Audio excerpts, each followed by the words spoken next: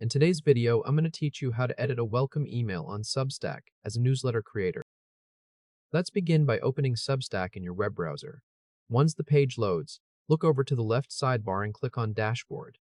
This will take you into the main control area for your newsletter. If you happen to manage more than one publication on Substack, you'll need to choose the right one before continuing. To do that, click the publication switcher located in the upper left corner of the dashboard. A list of your publications will appear.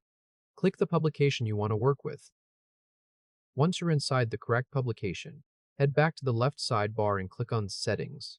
This opens the settings page where all of your publication preferences live.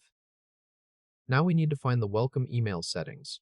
On the settings page, scroll down slowly until you reach the section labeled Emails. Inside the Emails section, look for the area called Welcome Emails. Within that area, locate the entry labeled Welcome Email to New Subscribers. On the right side of the Free Subscriber Welcome Email row, you'll see an Edit button. Go ahead and click Edit. Give it a moment for the Welcome Email editor to fully open on your screen. Once it's loaded, click inside the main email body area so your cursor is active and ready for editing. Now it's time to replace the default welcome email copy with your own message. Start by selecting all of the existing text in the email body.